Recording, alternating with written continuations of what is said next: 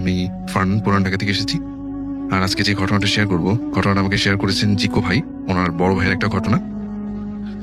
তো ওনার বড় ভাই একজন এমবিবিএস ডক্টর, এবং ওনার একটা জীবনের একটা পর্যায়ে উনি যেটা করেন যে ওনার যে দেশের যে বাড়ি, গ্রামের বাড়ি যেখানে, সেখানে একটা হাসপাতালে বেশ কিছু সময় ধরে উনি চিকিৎসা পেশায় নিয়োজিত ছিলেন। মানে ওখানে বেশ 6 মাসের মতো সে ওখানে বসতেন ওই হাসপাতালে।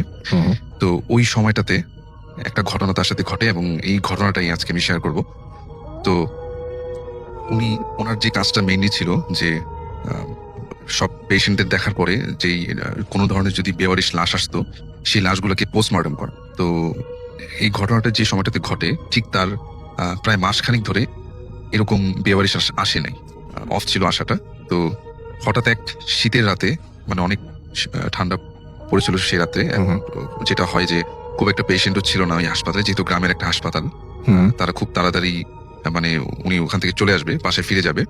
তো উনি 6টা কি 7টা এরকম একটা সময় মানে বের হতে যাবে, ঠিক তখনই একটা লাশ আসে, মানে অ্যাক্সিডেন্টে নিহত একটা লাশ হাসপাতালে আসে, এবং ওই লাশটার কোনো পরিচয় পাওয়া যায়নি। এখন ধরি তারা চেষ্টা করে আশেপাশের এলাকার লোকজন যে লাশটা আসলে কোত্থেকে এসেছে, মানে হাইওয়ে রোডের উপরে লাশটাকে পাওয়া যায়, তার কোনো পরিচয় পাওয়া যায়নি। তো যেটা হয় যে তাকে তৎক্ষণাৎ ওই লাশটার পোস্টমর্টম করার নির্দেশ আসে। তো উনি যেটা করেন, যেহেতু উনি এই কাজটা অনেক আগে থেকেই করে আসছেন, তো কাজটা ওনার জন্য খুব একটা কঠিন কিছু না। উনি যখন লাশটাকে দেখলেন, তো দেখার পর উনি নিজেই অনেক ভয় পেয়ে গেলেন আসলে, কেননা এরকম অবস্থায় লাশ এর আগে কখনো তিনি দেখেননি। তো লাশটার অবস্থা এরকম ছিল যে গলা থেকে পা পর্যন্ত সম্পূর্ণভাবে লাশটার কোনো সমস্যা নেই, একদম ফ্রেশ, কোনো ক্ষত চিহ্ন নেই। যেটা হয়েছিল যে মাথার যে সাইডটা, ওখান থেকে প্রায় 80% মতো থেতলে গিয়েছিল, মানে খুবই ভয়ানক একটা অবস্থা, যে কেউ লাশটাকে দেখলেই মানে ভয় পেয়ে যাবে এরকম একটা অবস্থা। ইভেন সে নিজে এত দিন ধরে পোস্টমর্টম করছিল, কিন্তু এইরকম অবস্থা লাশ সে কখনোই দেখেনি। তো উনি যেটা করলেন যে যেহেতু সেই রাতের মধ্যেই, রাত 10টার মধ্যেই নাকি পোস্টমর্টমের রিপোর্ট পাঠাতে হবে পুলিশ স্টেশনে, সেই জন্য উনি যেটা করলেন যে সেই রাতেই পোস্টমর্টমের কাজটা সেরে ফেললেন। তো উনি যখন পোস্টমর্টম করছিলেন তখন যেটা হয় যে ওনার সাথে যে একজন ডক্টর ছিল, উনি যখন করছিলেন তখন ওনার কাছে মনে হচ্ছিল যে লাশটার হাত পা হঠাৎ করে নড়ে চড়ে উঠতেছে, এরকম মানে এখন পর্যন্ত লাশটাতে মনে হচ্ছে লাইফ আছে, হাত পা নড়তেছে, এরকম হঠাৎ করে ওনার কাছে বারবার মনে হচ্ছিল। এবং উনি এনশিওর হওয়ার জন্য তার সাথে যে ডক্টর ছিলেন তাকেও জিজ্ঞেস করছিলেন যে তুমি কি এরকম কিছু দেখেছো? তো সেও বললো যে হ্যাঁ, আমার কাছে মনে হচ্ছিল যে হঠাৎ করে হাত পা নড়ে উঠছে লাশটার। তো তারপরে ওনারা পোস্টমর্টম করে, এবং পোস্টমর্টম করার সময় উনি যেটা করেন যে লাশটার পায়ের কাছ থেকে বেশ কিছু মানে মাংস নিয়ে ওনার ফেসটাতে সার্জারির মতো একটা করে নেন, যাতে লাশটাকে এরপরে নেক্সট টাইম কেউ দেখলে যাতে ভয় পেয়ে না যায়। মানে লাশটার অবস্থা এতই খারাপ ছিল যে এটাকে যে কেউ দেখবে তার মনে এটার একটা প্রতিচ্ছবি থেকে যাবে, এবং সে ভয় পাবে। এই জন্য সে কিছু পার কাছ থেকে কিছু মাংস নিয়ে তার মাথায়, ওই লাশটার মাথায় মানে ফেসের এখানে কিছু সার্জারির মতো করলেন, যাতে লাশটাকে একটু মানে মোটামুটি দেখার যোগ্য মনে হয়। আচ্ছা। তো তারপর উনি লাশটাকে মানে কাজ শেষ করে উনি ওনার, তখন বাজে রাত 10টা, উনি ওনার বাসায় যাবেন। ওনার বাসা ছিল সেই গ্রামের একটু ভিতরে, মানে ওনাদের হাসপাতালটা থেকে প্রায় 5 মাইলের মতো পথ তাকে যেতে হবে। নর্মালি হাসপাতাল থেকে বের হয়ে দেখলেন যে বাইরে প্রচুর ঠান্ডা, প্রচন্ড কুয়াশা, আশেপাশে ছোট যে টং দোকানগুলা সবগুলো একদম বন্ধ হয়ে গেছে, কোনো রিক্সাও পাওয়া যাচ্ছে না। এই এলাকায় কিছু কিছু রিক্সা, যেগুলো ব্যাটারি চালিত রিক্সা, মানে সে রাত্রে কোনো কিছুই ছিল না। সেই একটা সময় তার মনে হচ্ছিল যে সম্পূর্ণ রাস্তা হয়তো বা তাকে হেঁটেই যেতে হবে, এবং যখন সে হাসপাতাল থেকে বের হয়ে হাইওয়ে রোডটাকে ক্রস করে নিচে নেমে যাবে, মানে গ্রামের পথ ধরে ভিতরের দিকে যাবে, উনি তার কাছে হঠাৎ করে রাস্তার উপরে একটা জিনিস চোখে পড়লো, সেটা হচ্ছে রাস্তার একটা পাশে জমাট বাঁধা বেশ কিছু রক্তের দাগ। তখন এটা দেখার পরে সে বেশ মানে একটু খারাপ লাগলো যে হয়তো বা ওই লাশটাই এখানেই অ্যাক্সিডেন্ট করেছিল, যেহেতু এই হাইওয়ে রোডটা থেকেই লাশটাকে নেওয়া হয়েছিল হাসপাতালে। তো তারপর উনি যেটা করলেন যে ওনার বাসার উদ্দেশ্যে উনি হাঁটতে থাকলেন, কোনো কিছুই সে পাচ্ছিলেন না। একটা পর্যায়ে তার কাছে মনে হচ্ছিল যে ব্যাক করে সে মানে হাসপাতালেই চলে যাবে, কেননা এরকম তার কাছে এরকম একটা ভয় লাগতেছিল এবং অস্বস্তি লাগতেছিল যে তার কাছে মনে হচ্ছিল যে আমি বাসায় না ফিরে হাসপাতালে আবার ফিরে যাই। সে চিন্তা করলো যে আমি বাসায় ফোন করে দেন হাসপাতালে আবার চলে যাই। আবার একটা সময় চিন্তা করলো যে না, আমি বাসায় চলে যাই, যেহেতু লাশটা হাসপাতালে রয়েছে। তার কাছে খুব মানে অস্বস্তি ফিল করতেছিল সে, তার কাছে ভালো লাগতেছিল না যে সে কি করবে আসলে। তো একটা পর্যায়ে এরকম করতে করতে সেই গ্রামের রাস্তা ধরে যখন সে হাঁটছিল, হঠাৎ করে দেখলো যে দূর থেকে একটা রিক্সা তার সামনে এসে দাঁড়ালো।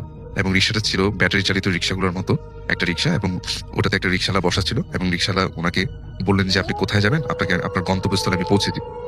তো উনি একটু চিন্তা করলেন যে না ঠিক আছে, যেহেতু রিক্সাটা পেয়ে গেছি এখন বাসার উদ্দেশ্যে যাওয়া যাবে।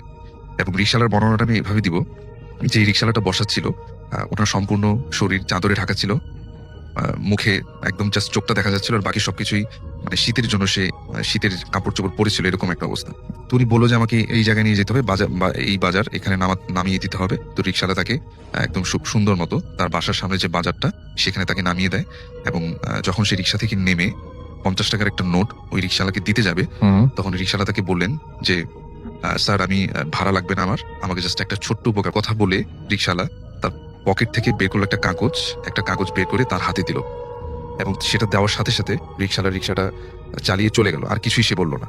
এবং সে নিজেও একটা হাতে কাগজ এবং একটা হাতে ওই 50 টাকার নোটটা নিয়ে সে নিজেও চিন্তা করতে থাকলো যেটা আসলে কি হলো, মানে এটা আসলে কি দিল আমাকে আসলে। এবং ভাড়াটাই একটা পর্যায়ে সে তার নিজেকেই আশ্বস্ত করতে লাগলো যে যেহেতু সে গ্রামের একজন ডক্টর এবং একদম সদর হাসপাতালই ওনার পোস্টিং, তো গ্রামের অনেক মানুষকেই সে মানে ফ্রিতে ট্রিটমেন্ট দিয়ে থাকেন। তো ওনার কাছে মনে হচ্ছিল যে ওনার কাছে যে ছোট্ট একটা সাহায্যের কথা বললো, এটা হয়তো ওনাকে হয়তো কেউ চিনে থাকেন, ওনারই হয়তো কোনো পেশেন্ট ছিল, তো ওনাকে জাস্ট মানে ভাড়াটা না নিয়ে জাস্ট তাকে একটা সম্মানার্থে তাকে বাসায় নামিয়ে দিয়ে চলে গেছে। এরকম মেডিসিন বা কিছু একটা পরে তার কাছে হয়তো, তো সে জাস্ট রীতিমতো তার বাসার কাছে এসে মানে সে বাসায় ঢুকে গেল, এবং সবকিছু নর্মালি ছিল। বাসায় আসার পরে তার ওই লাশটার কথাও সে আস্তে আস্তে ভুলে যাচ্ছিল, এবং যখন সে রাত্রে ঘুমাতে যাবে তখন তার হঠাৎ করে ওই ছোট্ট কাগজ, যে আমাকে তো একটা কাগজ দিয়েছিল, ওটা তো দেখা হয়নি। তো সে যেটা করলো, বিছানায় ঘুমানোর সময় সে কাগজটা হাতে নিয়ে দেখলো, এবং কাগজটা যখন সে খোলার সাথে সাথে সে বেশ অবাক হয়ে গেল। সে দেখলো যে ওটা একটা নর্মাল কোনো কাগজ ছিল না, ওটা ছিল তার হাসপাতালের যে প্রেসক্রিপশন, যেটাতে তার হাসপাতালের নাম লেখা এবং তার নিজের নামও লেখা আছে। ওই প্রেসক্রিপশনটাই তাকে ওই রিক্সাওয়ালাটা দিয়েছে, এবং প্রেসক্রিপশনের মাঝখানে লেখা ছিল যে আমাকে আর কষ্ট দিবেন না, আমাকে কাল সকালের মধ্যেই কবর দেওয়ার ব্যবস্থা করেন। জাস্ট এই কথা, তখন এই কথাটা পড়ে মানে সে মানে একদম যেটা বলবো যে একদম থান্ডার হয়ে গেল যে এটা কি লেখা আসলে, এবং এটা আসলে কে, মানে ওই লোকটা কে ছিল আসলে, এবং তাকেই বা কেন এই কাগজটা দিতে আসলো। ওই রিক্সাওয়ালাটা তো তার একদমই অপরিচিত, এর আগে কখনোই সে তার সাথে কথা বলেনি, এবং আসলে কে ছিল সে, তার সেই রাতে একদম প্রচন্ড ভয় পাচ্ছিল, এবং বারবার তার কাছে মনে হচ্ছিল যে লাশটা সে পোস্টমর্টম করে আসছে ওই লাশটাই নাকি বেশ মানে ভয় পাচ্ছিল। এবং সে যেটা হয় যে সারা সে ঘুমাতে পারেনি, এবং ভোরের দিকে সে হাসপাতালের দিকে রওনা হয়, এবং হাসপাতালে যে যারা কর্তব্যরত লোক ছিল তাদের সবাইকে মানে জিজ্ঞেস করার চেষ্টা করে যে গত রাতে যে লাশটা আসলে কোথায় তোমরা পেয়েছিলে। তো অনেকক্ষণ পরে যেটা হয় যে একটা নিউজ পাওয়া যায়, সেটা হচ্ছে যে ওই লাশটা আসলে ওই হাইওয়ে রোডটাতেই একজন রিক্সাওয়ালার লাশ ছিল, এবং তাকে মানে একটা ট্রাক তার মাথার উপর দিয়ে চলে যায়, এবং সে ওই লাশটাকে হাসপাতালে নিয়ে আসা হয়। এবং যেটা হয় যে ওই হাসপাতালের একটা নিয়ম ছিল যে মানে যদি এরকম কোনো লাশ রিসিভ করতে কেউ না আসে, সেক্ষেত্রে যেটা করতেন তারা, যে হাসপাতালে যে বর্ণগুলো ছিল এগুলোকে কোনো একটা কাজে ইউজ করা হতো। সব জায়গায় এরকম একটা নিয়ম থাকে, তো ওনাদের হাসপাতালেও এরকম একটা নিয়ম ছিল। এবং উনি যেটা করলেন যে সকালের দিকে প্রায় একদম দুপুর পর্যন্ত চেষ্টা করলেন যে লাশটার ভালো মতো খোঁজ খবর নেওয়ার, কিন্তু কোনো লোকই মানে ওই লাশটাকে, তো উনি তখন যেটা চিন্তা করলেন, যেহেতু তার কাছে একজন রাত্রে এরকম একটা রিকোয়েস্ট করেছিল যে আমাকে ছোট্ট একটা উপকার করবেন, এবং সে যেটা চিন্তা করলো যে লাশটাকে আর সেই মর্গে না রেখে লাশটাকে একদম বেওয়ারিশ হিসেবে দাফনের ব্যবস্থা সে করে দিল। লাশটা জানাজাও পড়ানো হলো, এবং লাশটাকে দাফনের ব্যবস্থা। আমি সরাসরি চলে যাচ্ছি আজকের যে স্টোরি সেটাতে। খুব মনোযোগ দিয়ে আজকের স্টোরিটা আপনারা শুনবেন। খুব লম্বা এবং খুবই সুন্দর একটা স্টোরি, আমার কাছে মনে হয়েছে এই সময়কালের সবচেয়ে বেস্ট একটা স্টোরি। অনেক আগের কথা এই যে স্টোরির যে পটভূমি, অনেক বছর আগের। তখনও মানুষের হাতে হাতে মোবাইল ফোনের তেমন একটা ব্যবহার ছিল না। গ্রামের যে বড় লোক বা যারা অবস্থা সম্পন্ন মানুষজন, শুধুমাত্র তাদের হাতেই চাইনিজ ফোনের ব্যবহার ছিল। তো গ্রামেরই একজন ইউপি সদস্য, মেম্বার যাকে বলা হয়, রহমত মিয়া, তিনি ছিলেন এরকম একটা গ্রামেরই মেম্বার, এবং তার ছিল একজন সাথে সদস্য বা তার সহকর্মী বলা যায়, তাকে সবসময় সাপোর্ট করত, শুদ্ধ বাংলায় বলতে গেলে পিএস বা সহকারী। তার নাম ছিল ফরিদ মিয়া। তো ওই মেম্বারের কথা আমি আগেই বলে রাখি, সে মেম্বার ছিল খুবই দ্রুত প্রকৃতির একজন লোক, এবং খুবই উশৃঙ্খল এবং বদমেজাজি স্বভাবের একজন লোক। সে নামাজ কালাম পড়তই না, সাথে ভালো কোনো কাজের মধ্যে তাকে পাওয়া যেত না। বলতে গেলে সে উল্টো অবিচার, অন্যায় এগুলাই করে বেড়াত। সেই গ্রামেরই একজন মসজিদের ইমাম, নাম ছিল তার হিরণ। সেই হিরণ ইমাম সাহেব, হিরণ হুজুর, সবাই গ্রামে তাকে হিরণ হুজুর বলেই জানত। তিনি ছিলেন খুবই ভালো এবং তিনি সবসময় সবাইকে ইসলামের দাওয়াত দিয়ে যেতেন এবং সবাইকে নামাজের জন্য আহ্বান করতেন। একজন ইমাম হিসেবে বা একজন ভালো মানুষ হিসেবে যা যা করা দরকার তিনি সেগুলা করতেন। এমনই একদিনের কাহিনী, বিকালবেলা হিরণ হুজুর তিনি মসজিদের দিকে যাচ্ছিলেন আসরের নামাজ পড়ানোর জন্য।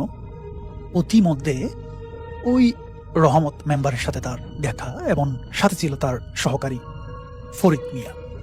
তো হিরণ হুজুর তিনি আগে থেকেই তাদেরকে চিনতেন। তিনি রহমত মেম্বারকে দাওয়াত দেন, বলেন মেম্বার সাহেব চলেন নামাজ পড়ে আসি। তো মেম্বার তিনি হিরণ হুজুরকে বলে, হুজুর আমার অনেক কাজ আছে, আমি পরে যাব, এই বলে এক কথা ইগনোর করে। এবং তার হাতে একটা ফোন ছিল, চাইনিজ ফোন। সেই সময়কালের সেই চাইনিজ ফোনের মধ্যে উল্টো উচ্চস্বরে গান বাজিয়ে হিরণ হুজুরের সামনে থেকে বিদায় হন। তো হিরণ হুজুর একটা মুচকি হাসি দিয়ে আর কিছু বলেন না, তিনি মসজিদের দিকে চলে যান এবং মসজিদে গিয়ে উনি ওনার মতো নামাজ কালাম পড়ান। এইদিকে রহমত যে মেম্বার, তার বাসার মধ্যে একটা প্রবলেম চলতেছিল। সেটা হচ্ছে তার একটা বাচ্চা কিছুদিন আগে জন্ম নিয়েছিল এবং সেই বাচ্চা খুবই অদ্ভুত আচরণ করত, বিশেষ করে রাতের বেলা। রাতের বেলা অন্য বাচ্চারা যেভাবে ঘুমিয়ে যেত, রহমত মেম্বারের বাচ্চাটা সেভাবে ঘুমতো না। উল্টো এত বেশি কষ্ট হতো তার, মানে তাকে ঘুম পাড়ানোর জন্য সেই বাচ্চা নাকি দুই চোখের পাতা একদমই এক করতো না। তাছাড়া সেই সাথে কান্না ছিল এবং খুবই বিরক্তিকর একটা সিচুয়েশন মেম্বার সাহেবের বাড়ির মধ্যে। তো ওনাকে মেম্বার সাহেবের স্ত্রী বারবার করে বলেছিলেন যে মসজিদের যে হুজুর আছে হিরণ হুজুর, শুনেছি তিনি খুব কামিল লোক, ওনাকে নিয়ে আসেন, উনি একটু ঝাড়ফুঁক করে দিলে হয়তো আমাদের বাচ্চাটা ভালো হয়ে যেতে পারে। এইদিকে রহমত হুজুর তিনি কিন্তু রহমত মেম্বার তিনি কিন্তু হিরণ হুজুরকে একদমই দেখতে পারতেন না, কারণ হিরণ হুজুর ছিলেন রহমত মেম্বারের কমপ্লিটলি উল্টো একজন মানুষ, উল্টো একজন চরিত্র। রহমত মেম্বার তিনি করতেন সব আকাম কুকাম, আর হিরণ হুজুর তিনি ছিলেন খুব ভালো এবং তিনি যে সমস্ত সালিশ বা বিচারের মধ্যে যেতেন সেখানে রহমত মেম্বারকে কাউন্টার দিতেন ভালো বিচার করার জন্য। তো ওনাদের মধ্যে সেই থেকে একটা দ্বন্দ্ব আগে থেকেই ছিল। যখনই ওনার স্ত্রী হিরণ হুজুরের নাম বলেন তখনই তিনি রাগ করেন এবং চিল্লিয়ে উঠে বলেন, কিসের হিরণ হুজুর, সে কি করবে, এই বলে ওনার স্ত্রীকে ধমক দেন এবং হিরণ হুজুরকে সামনে আসতে দেন না। কিন্তু এই যে বাচ্চার যে প্রবলেম, সেটা আস্তে আস্তে এক কথা দুই কথা, একজনের কান আরেকজনের কান, এভাবে করতে করতে পুরো গ্রামের মধ্যে ছড়িয়ে যায় যে মেম্বার সাহেবের বাচ্চাটা খুব অদ্ভুত আচরণ করে এবং বাসার মধ্যে খুব সমস্যা করতেছে। এভাবে কথাটা আস্তে আস্তে আস্তে আস্তে সবার কানে যেতে যেতে হিরণ হুজুরের কানেও চলে যায়। একদিন হিরণ হুজুর নিজেই মেম্বার সাহেবের সাথে দেখা হলে তিনি জিজ্ঞেস করেন বা প্রস্তাব দেন যে মেম্বার সাহেব, আপনার বাচ্চা নাকি খুব অসুস্থ, এরকম এরকম আচরণ করে, আমি কি আপনার বাচ্চাটাকে একবার দেখতে পারি? হিরণ হুজুরের এই কথাতে মেম্বার সাহেব খুব রেগে যান এবং তিনি বলেন, আপনি আমার বাচ্চা থেকে কি করবেন, আপনি আপনার কাজ করেন। তো যাই হোক, হিরণ হুজুর বরাবরের মতো একটা মুচকি হাসি দিয়ে সেখান থেকে চলে যান, কেটে পড়েন এবং এই বাচ্চাকে নিয়ে সেই রহমত মেম্বারের প্রবলেম চলতেই থাকে। এভাবে দিন যায়, মাস যায়, কোনোভাবেই কোনো সমস্যার সমাধান হয়নি, বরং আরো বিভিন্ন ধরনের সমস্যা হতে থাকে। যেটা হচ্ছে একদিন দুপুরবেলা বলা যায়, যে বাচ্চাকে উঠোনে বসিয়ে সে মেম্বার সাহেবের যে স্ত্রী ছিল, ভানু বেগম ছিল ওনার নাম, সেই ভানু বেগম একটু দূরেই কিছু হাতের কাজ করতেছিল, আর মেম্বার সাহেব তিনি করতেছিল কি ওই কলপারে বা পুকুর ঘাটের দিকে শাওয়ার নিচ্ছিল। তো গোসল করতেছিল, এমন সময় বাইরের একজন, তাদের বাড়ির পাশের একজন লোক, তিনি মেম্বার সাহেবের উঠোনে আসেন এবং কি মনে করে সেই বাচ্চা যখন দেখতে যান, তিনি হঠাৎ করে চিৎকার দিয়ে সেখান থেকে দৌড় দেন। তো ভানু বেগম মেম্বার সাহেবের স্ত্রী তিনি চলে আসেন বাচ্চার কোনো কিছু হলো কিনা দেখতে, কিন্তু তিনি অবাক হয়ে যান। এই 2-3 মাসের বাচ্চা যেটাকে শুয়ে রাখা হয়েছিল উঠোনের মাঝখানে, সে বাচ্চা উঠে বসেছে এবং তার চোখ আগুনের গোলার মতো জল জল করে জ্বলতেছে। এরকম দৃশ্য দেখে হয়তো বানু বেগম মা ছিল বলে তিনি সহ্য করতে পেরেছিলেন, তিনি একদমই শক্ত হয়ে যান। এবং এদিকে আওয়াজ শুনতে শুনতে, সবার চিল্লাপাল্লা শুনতে শুনতে রহমত মেম্বার তিনিও চলে আসেন এবং তিনি এসে দেখেন এইরকম একটা অবস্থা। এরকম একটা অবস্থা দেখার পর তিনি ওখানেই দাঁড়ানো অবস্থায় সেন্সলেস হয়ে পড়ে যান। তো পরবর্তীতে বিভিন্ন দোয়া কালাম পড়ার পর বাচ্চার চোখটা স্বাভাবিক হয় এবং মেম্বার সাহেবেরও জ্ঞান ফিরে আসে। তো এইবার চারপাশের মানুষজন যখন জড়ো হয়, সবার কথা মতো হিরণ হুজুরকে ওনার বাসায় আসতে বলা হয় এবং হিরণ হুজুর প্রথমবারের মতো মেম্বার সাহেবের বাড়িতে আসেন। তো হিরণ হুজুর বাড়িতে আসার পর বাচ্চাটাকে দেখার পর তিনি একটা কমেন্টস করেন, যেটা শুনে পুরো গ্রামবাসী বা চারপাশের যে মানুষজন সেখানে জড়ো হয়েছিল সবাই খুব অবাক হন। হিরণ হুজুর বলেন, এই বাচ্চা তো মানুষের না, এই বাচ্চা তো জিনের বাচ্চা। বিশেষ করে সবার পাশাপাশি রহমত মেম্বার খুব অবাক হন এবং তিনি বলেন, এটা আমার বাচ্চা, আপনি কি বলতেছেন, এটা জিনের বাচ্চা কিভাবে হয়? তো এবার বলি বাচ্চাটার আসলে একটু কাহিনী। এই বাচ্চাটা কিন্তু বানু বেগম মানে রহমত মেম্বারের যে স্ত্রী, ওনার ছিল না। রহমত মেম্বারের দুটো স্ত্রী ছিল, এর মধ্যে ছোট যে বউটা ছিল সেটা ছিল ভানু বেগমেরই আপন ফুফাতো বোন, মানে বছর খানেক আগে বিয়ে হয়েছিল মেম্বার সাহেবের সাথে। যেহেতু মেম্বার সাহেব ভানু বেগমের সাথে 5-10 বছর ধরে দীর্ঘ সময় ধরে সংসার করতেছেন কিন্তু কোনো বাচ্চা হচ্ছিল না, সেই কারণে ভানু বেগম নিজের ফুফাতো বোনকে মেম্বার সাহেবের সাথে বিয়ে দেন।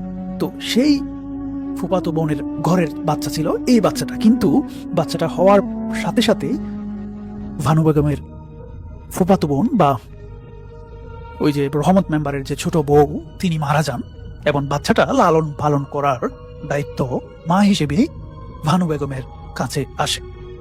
যাই হোক, হিরণ হুজুরকে সবাই ধরে এবং সবাই জিজ্ঞেস করে, এই বাচ্চা তো মেম্বার সাহেবের, হুজুর আপনি কি বলতেছেন, এটা কিভাবে জিনের বাচ্চা হয়? তো হুজুর তখন একটা কথাই বলে যে আপনার যে ছোট বউ ছিল সেই কিন্তু এই বাচ্চাটাকে ধ্বংস করেছে বা এভাবে একটা বিপদের মধ্যে ঠেলে দিয়েছে। এই বাচ্চা যে জিনের আওতায় চলে গিয়েছে বা জিনের বাচ্চা বললাম, সেটার জন্য আপনার মৃত স্ত্রী দায়ী। এই কথা বলার পর রহমত মেম্বার নিজের মান সম্মান বাঁচাতে সবার সামনে খুব রেগে উঠেন এবং রেগে উঠে হিরণ হুজুরকে খুব দুর্ব্যবহার করে বাড়ি থেকে তাড়িয়ে দেন। সেই সাথে তিনি এটাও বলেন যে আমি দেখে নিব আমার মৃত বউয়ের নামে বদনাম দেয়া হুজুর কিভাবে গ্রামের মধ্যে থাকে। তো উনি যেহেতু গ্রামের মধ্যে মেম্বার এবং ওনার যেহেতু ভালোই দাপট ছিল, উনি করেন কি, গ্রামের আরো কয়েকজন গণ্যমান্য ব্যক্তিদের সাথে বসেন এবং তাদেরকে হাত করে এই হিরণ হুজুরকে গ্রামের যে মসজিদ ছিল সেই মসজিদ থেকে বের করে দেন। এরকম একটা শুক্রবারে জুমার নামাজ পড়ানোর পর হিরণ হুজুর তিনি গ্রাম থেকে চলে যান এবং গ্রামের কিছু মানুষ দেখেছিল সেদিন হিরণ হুজুর খুব হাসতে হাসতে বিদায় নিচ্ছিল। গ্রাম থেকে সোজা তিনি বের হয়ে হাঁটতে থাকেন, একবারও নাকি তিনি গ্রামের দিকে ফিরে তাকাননি। যাক, হিরণ হুজুর চলে গেল অনেক অপমান সহ্য করে। এদিকে ইমাম সাহেবের যে বাচ্চা, সে বাচ্চা দিন যায়, মাস যায়, বছর যায়, কিন্তু অন্যান্য স্বাভাবিক বাচ্চাদের মতো বড় হচ্ছিল না, বরং তার যে শারীরিক গঠন, তার যে শারীরিক উন্নতি হওয়ার কথা ছিল বয়সের সাথে সাথে, সেটাও হচ্ছিল না। প্রবলেম যে আগে চলতেছিল সেগুলা ক্রমাগত চলতে থাকে এবং সেগুলা বলতে গেলে আরো বেশি বেড়ে যায় এবং তারাও একটা সময় এই সমস্ত সমস্যার সাথে অভ্যস্ত হয়ে যায়। কিন্তু সবচেয়ে চোখে পড়ার মতো বিষয় যেটা, সেটা ছিল বাচ্চাটা খুব বেশি বড় হচ্ছিল না। তার সমবয়সী অন্যান্য গ্রামের বাচ্চারা খুব দ্রুত বড় হয়ে যায়, মানে যেভাবে ন্যাচারালি হওয়ার কথা সেভাবে বড় হয়ে যায়। কিন্তু মেম্বার সাহেবের যে বাচ্চা, সে বাচ্চার নাম ছিল রেন্টু। রেন্টু কিন্তু বড় হয়নি এবং রেন্টুর আচার ব্যবহার, রেন্টুর চাল চলন, দৃষ্টিভঙ্গি সবকিছু অন্য অন্য গ্রামের বাচ্চাদের চেয়ে ভিন্ন ছিল এবং বলতে গেলে রাত হলেই সে বাচ্চার সবকিছু ভিন্ন হয়ে যেত এবং ভয়ানক রূপ নিত। তো গ্রামের যে মানুষজন, ইভেন মেম্বার সাহেবের যে বাড়ির যে আশেপাশের যে প্রতিবেশী, তারাও কিন্তু ভুল করে মেম্বারের বাড়িতে বিকালবেলা বা সন্ধ্যার দিকে আর আসতো না, কারণ এই যে জিনের বাচ্চা বা মেম্বার সাহেবের যে বাচ্চা, সেই বাচ্চাটাকে খুব ভয়ানকভাবে হয়তো তাদের সামনে পড়ে যেতে পারে এবং সেটা দেখে যে ভয় পাওয়ার একটা ভয় ছিল, সে কারণে আশেপাশের লোকজনও মেম্বার সাহেবের বাড়ি সন্ধ্যার দিকে পরিত্যাগ করতো বা অ্যাভয়েড করত। তো এভাবে প্রায় 2-3 বছর চলে যায়, কোনো কিছুরই কুল কিনারা হয় না। গ্রামের যে মসজিদ, সেই মসজিদে অন্য একটা হুজুর আসেন, সেই হুজুরটাও খুব ভালো ছিল। এবং এরই মাঝখানে একদিন মেম্বার সাহেব সেই হুজুরকে ওনার বাসায় আনেন এবং এনে সেই হুজুরকে যখন ওনার বাচ্চাটা দেখতে বলেন, হুজুর বাচ্চাটা দেখে বলে আসলে এই বাচ্চার মধ্যে সমস্যা আছে এবং এই বাচ্চা জিন দ্বারা প্রোটেক্টেড, মানে জিনের আওতাধীন একটা বাচ্চা, এবং এই বাচ্চাকে কিন্তু এই বাচ্চার চিকিৎসা করা বা এই বাচ্চার জন্য কোনো কিছু করা আমার পক্ষে সম্ভব না, কারণ এই বাচ্চার চারপাশে যে জিনগুলা আছে তারা অনেক বেশি শক্তিশালী, যাদেরকে বশ করা বা যাদেরকে মানা করা আমার পক্ষে সম্ভব না। এইবার রহমত মেম্বারের বিষয়টা মাথার মধ্যে ভালো করে ঢুকে তিনি চিন্তা করেন, আজ থেকে প্রায় 3-4 বছর আগে হিরণ হুজুর তিনি বলেছিলেন এই বাচ্চা তো জিনের বাচ্চা, এবং আজকের যে হুজুর মসজিদের তিনিও কিন্তু সেম কথা ওই রকমই বলতেছেন। কিন্তু এইবারের যে হুজুর, ওনার সাথে কিন্তু হিরণ হুজুরের মতো মেম্বার সাহেবের তেমন কোনো দ্বন্দ্ব ছিল না, সেহেতু তিনি চিন্তা করেন এই হুজুর তো মানে মিথ্যা বলার মানে কোনো কারণ থাকে না। যাই হোক, মেম্বার সাহেব কি করবেন বুঝতে পারেন না। তো তিনি ওনার যে বড় বউ ছিল ভানু বেগম, ওনাকে একদিন ডাকেন এবং ডেকে নিয়ে সেই মসজিদের যে ইমাম উনি সহ একটা ঘরের মধ্যে বসেন এবং জিজ্ঞেস করেন যে ভানু বেগম, তুমি কি তোমার ফুফাতো বোন বা আমার যে ছোট বউ ওর সম্পর্কে কোনো কিছু জানতা কিনা? তো তখন ভানু বেগম কথাগুলো স্বীকার করে এবং বলে আমার ফুফাতো বোন সে প্রায় সময় রাতের বেলা বের হয়ে যেত, বের হয়ে ওই যে বাড়ির পাশ থেকে দূরে দেখা যাচ্ছে তাল গাছ, সেই তাল গাছের নিচে গিয়ে কার সাথে জানি দেখা করত। তা আমি কথাটা লুকিয়ে গিয়েছিলাম যাতে পরিবারে কোনো অশান্তি না হয়। আমি তাকে জিজ্ঞেস করেছিলাম যে বোন তুই কই যাস এই রাতের বেলা? তা আমার ফুফাতো বোন তখন আমাকে বলেছিল যে নিকুশ নামের একজনের সাথে তার দেখা হয়। তো ভানু বেগম জিজ্ঞেস করেছিল এই নিকুশ খেয়ে? তো তখন তার সে ফুফাতো বোন মেম্বার সাহেবের ছোট স্ত্রী বলা যায়, তিনি বলেন বুবু তুই চিনবি না। এই কথা বলার পর ভানু বেগম আসলে আর কথা বাড়ায়নি, যেহেতু পরিবারের মধ্যে অশান্তি হতে পারে এবং রিসেন্টলি বিয়ে হয়েছে মেম্বার সাহেবের সাথে। তিনি বিষয়টা ধামা চাপা দিয়ে যান এবং এটা নিয়ে আর কিন্তু কোনো বাড়াবাড়ি করেন না। তো হুজুর বলেন এই যে নিকুশ বলতেছেন বা আপনার ফুফাতো বোন বেঁচে থাকার সময় যার সাথে দেখা করতো, এটা কিন্তু ভালো কোনো কিছু ছিল না, এবং এইটার কারণেই মেম্বার সাহেবের বাচ্চা কিন্তু আজকে এরকম অভিশপ্ত বা এরকম একটা সিচুয়েশনের মধ্যে দিয়ে যাচ্ছে।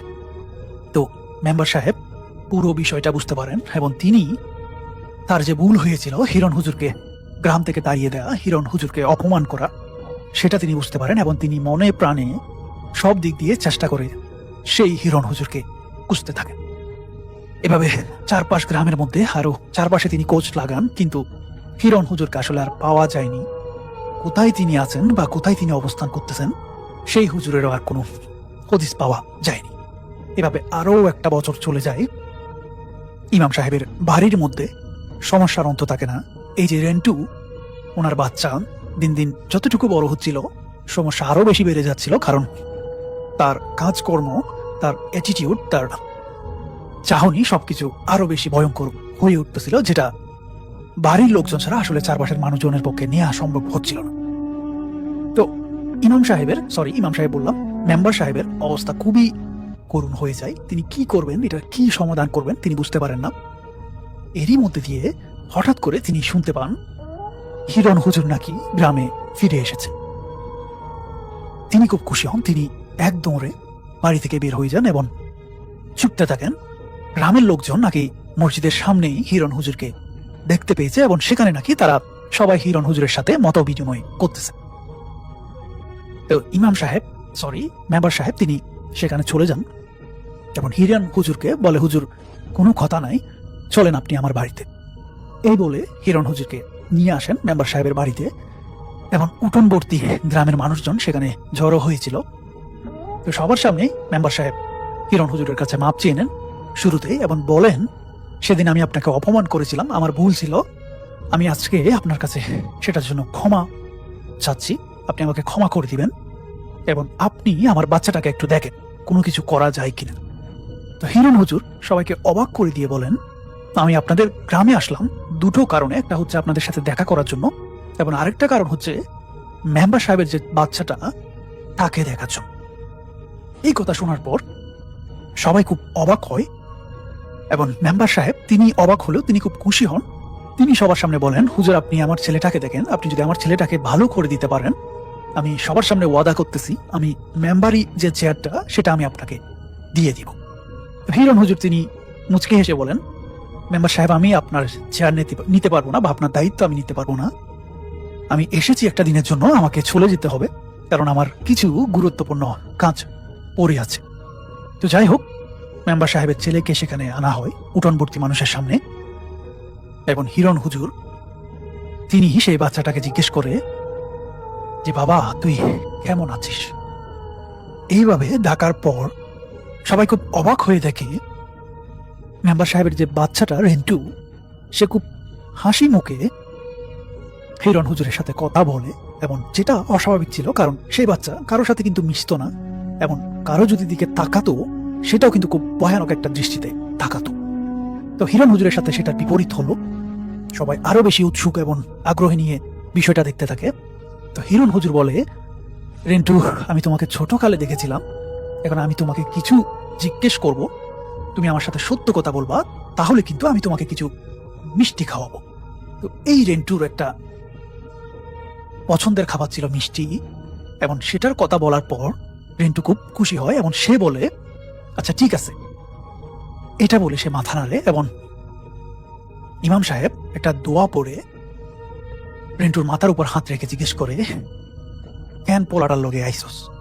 গ্রামের বাসায় এভাবে জিজ্ঞেস করে, এবং রেন্টুর গলা দিয়ে সবাই উঠোনবর্তী মানুষ দেখে খুব মোটা একটা কণ্ঠে জিজ্ঞেস করে, মানে বলে যে রেন্টুর মা আমারে এই পোলাটারে দিয়ে গেছে, আমি এখন ওর সাথেই থাকি, ওর দেখাশোনা করি, আমি আমার নিজের পোলার মতোই ওরে ভালোবাসি। এরকম একটা মোটা মানুষের, বয়স্ক মানুষের কণ্ঠে কথাগুলা ভেসে আসে রেন্টুর গলা থেকে।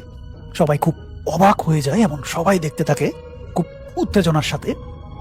তখন হিরণ হুজুর বলে, আপনারা কেউ ভয় পাবেন না, কেউ এখান থেকে যাবেন না, কারো কোনো ক্ষতি হবে না। তো তখন হিরণ হুজুর জিজ্ঞেস করে রেন্টুকে, ঠিক আছে তুই নিজের পোলার মতো মনে করে এর শরীরে থাকতেছস, কিন্তু তুই কি বুঝতেছস তোর কারণে এর যে শরীরের শক্তি, জীবনী শক্তি, সেটা শেষ হয়ে যাচ্ছে। বাচ্চাটা তো বড় হতে পারতেছে না, বাচ্চাটা তো বেশি দিন বাঁচতে পারবে না, তো তোর কি উচিত এর শরীরে থাকা? তো রেন্টু তখন ইমাম হুজুরের দিকে রাগী দৃষ্টিতে তাকায় এবং বলে, তুই যত কিছুই বল না কেন, আমি এর ছাড়ি যাবো না। বেশি কথা বললে তোর যে রূপ, আসল রূপ, সেটা কিন্তু আমি সবার সামনে ফাঁস করে দিব। তো এইবার হিরণ হুজুর একটু ভেবা চেকে খেয়ে যান। তবে লোকজন, যে গ্রামের লোকজন ছিল, তারা আসলে বুঝতে পারেন না আসল রূপ বের করে দিবে মানে কি বোঝাচ্ছে। তো হিরণ হুজুর তিনি বলে, আচ্ছা তাহলে তুই যাবি না? না। তখন রেন্টু বলে খুব মোটা গলায়, না আমি যাব না, দেখি তুই আমার কি করতে পারিস। এই কথা বলার পর হিরণ হুজুর কিছু দোয়া কালাম পড়তে থাকে সবার সামনে, এবং একটা সময় সবাইকে বলে, আমাকে একটা বোতল এনে দিন। এই বলে যখন সবাই একটা বোতল এনে দেয়, তখন সে হিরণ হুজুর রেন্টুর কোমরটা ধরে তাকে একটা জাকি দেন। জাকি দেওয়ার সাথে সাথে রেন্টু প্রস্রাব করা শুরু করে, এবং হিরণ হুজুর তার প্রস্রাবগুলা সেই বোতলের মধ্যে ঢুকিয়ে ফেলে। তো ঢুকানোর পর তিনি দ্রুত প্রস্রাব সহ সেই বোতলটা বন্দি করে ফেলেন, লক করে দেন, এখন সবাইকে বলেন, আর কোনো ভয়ের কিছু নাই, আমি যে বদমাইশটা ছিল এই রেন্টুর মধ্যে, তাকে বন্দি করে ফেলেছি, এবং মেম্বার সাহেবের বাচ্চা আজকে থেকে সম্পূর্ণ ভালো হয়ে যাবে। তো সবাই খুব খুশি হয়, এবং উপস্থিত যারা ছিল তারা দেখে ও যে রেন্টু, তার স্বভাব চরিত্রের মধ্যে সঙ্গে সঙ্গে একটা পরিবর্তন চলে আসে, এবং সে অন্য বাচ্চাদের মতো এত মানুষজন দেখে ভয় পেয়ে যায়। স্বাভাবিকভাবে একটা বাচ্চা যদি অনেক মানুষ দেখে, অনেক মানুষজন ভিড়ের মধ্যে থাকে, যেরকম কান্নাকাটি করে মায়ের কাছে যেতে যায়, ওই রকম একটা আচরণ করা শুরু করে। স্বাভাবিক একটা বাচ্চার আচরণ যখন করা শুরু করে, ভানু বেগম তিনি এসে তাড়াতাড়ি রেন্টুকে কুলে নিয়ে নেন, এবং ইমাম সাহেবও সেখান থেকে উঠে পড়েন। তিনি সবাইকে বলেন, আমার এখন যেতে হবে, আপনারা থাকেন। তো সবাই মূলত মেম্বার সাহেবের বাচ্চাটার এইরকম আমূল পরিবর্তনে ওই বিষয়টার দিকে মানে ঝুঁকে পড়েন, এবং সবাই বাচ্চাটাকে দেখতে থাকেন। এরই মাঝখানে হিরণ হুজুর তিনি মেম্বার সাহেবের বাড়ির উঠোন থেকে বের হয়ে রাস্তা ধরে হাঁটা দেন।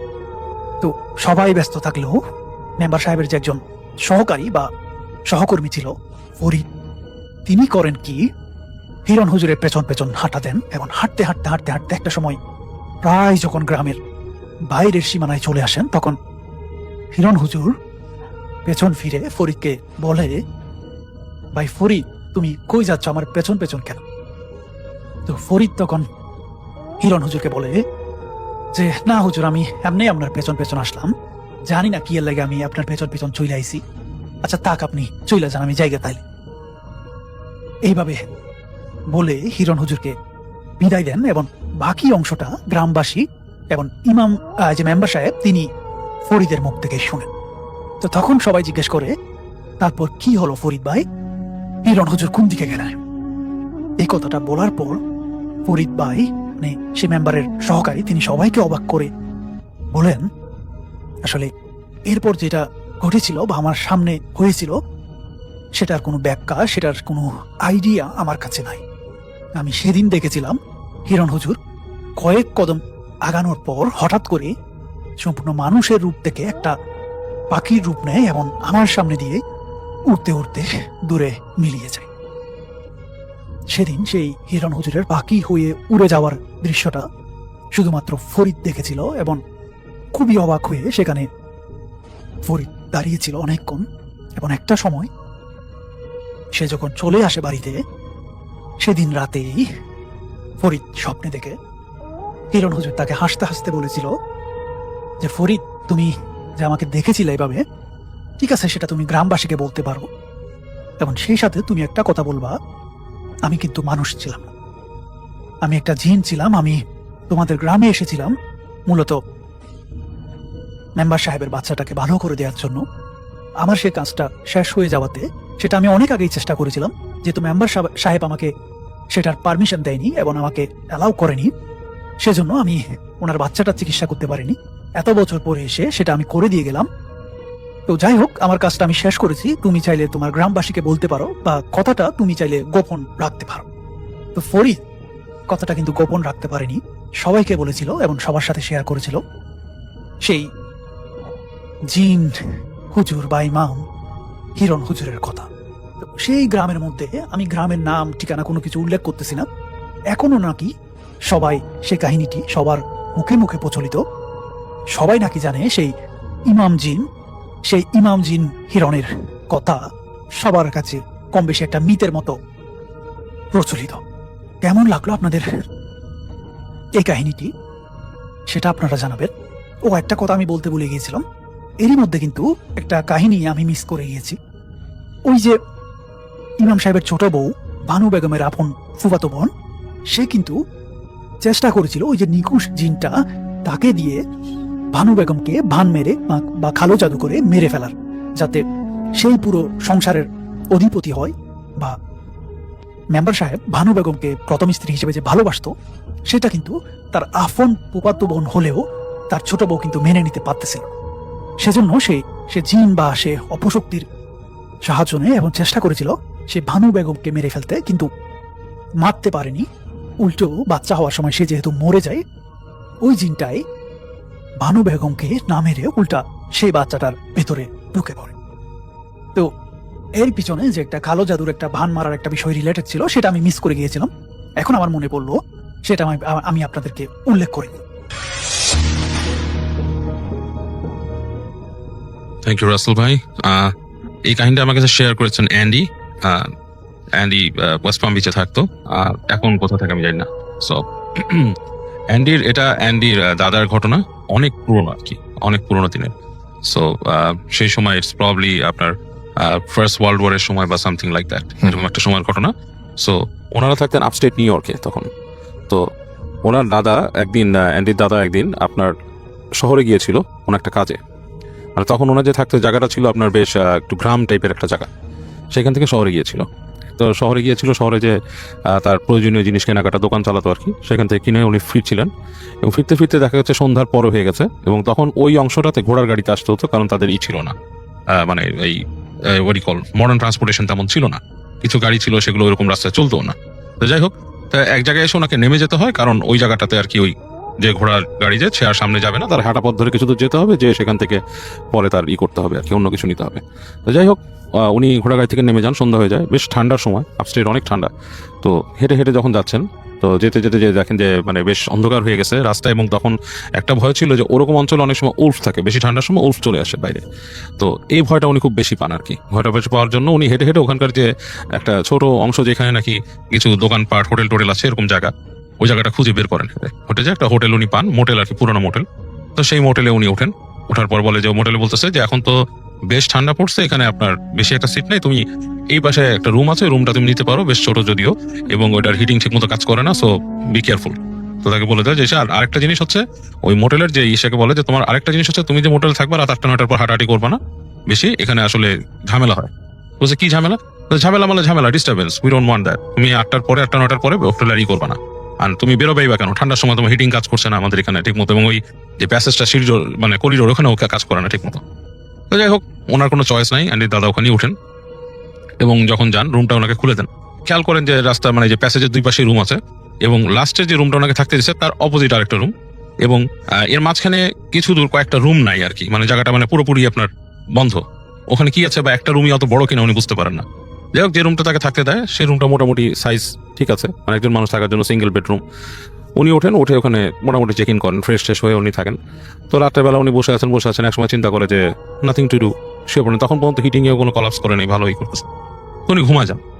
তো উনি যখন ঘুমায় যান, এক সময় উনি ঘটনা লাগতেছে ওনার, উঠে বসে দেখে যে উনি নর্মাল একটা গেঞ্জি পরে ঘুমাইছিলেন, গায়ে কোনো ভারী কাপড় নাই, জাস্ট কমফোর্টার, এবং দেখে বেশ ঠান্ডা হয়ে আছে রুমের ভিতরে। তো উনি বলছেন যে ওই যে বলছে যে হিটিং সিস্টেম কাজ করে না এটা। তো উনি তাড়াতাড়ি উঠে উনি করতে যান, কাপড় পরাতে যান, গায়ে চাপাতে যান। তো এর মধ্যে উনি শোনেন রুমের দরজা নক হচ্ছে, টক টক টক টক টক করে নক হচ্ছে।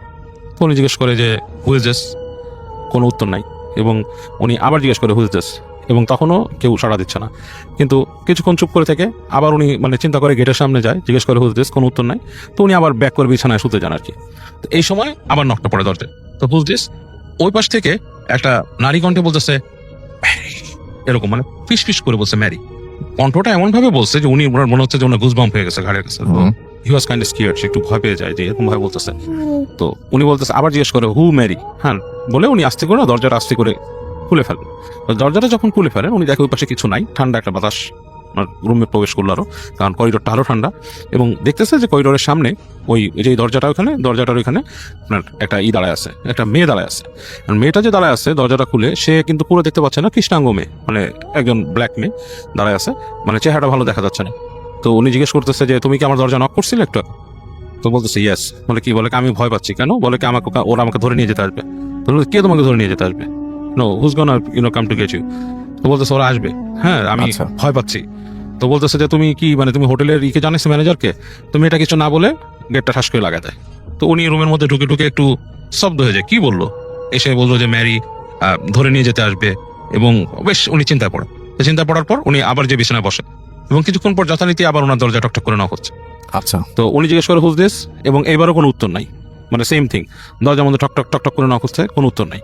তো উনি এবার উঠে বলতেছে যে তুমি কি সেই Mary, are you the Mary, are you Mary, তুমি কি আমাকে করতেছো, মানে are you knocking at the door? তো ওই পাশ থেকে আবার বলছে ম্যারি। তো উনি এবার গেট খুলছে, এইবার দেখে ওনার দরজাতেই দাঁড়ায় আছে কৃষ্ণাঙ্গ মেয়েটা।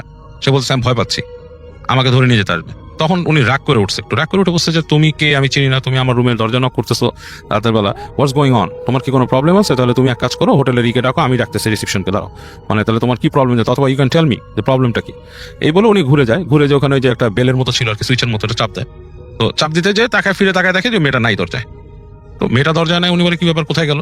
So he got curious. উনি আবার ভাবে যে আমি কি মানে এমন কিছু দেখলাম যে মানে কাউকে অফেন্ডেড করে ফেললাম, বা মেয়েটা আসলে প্রবলেমই ছিল।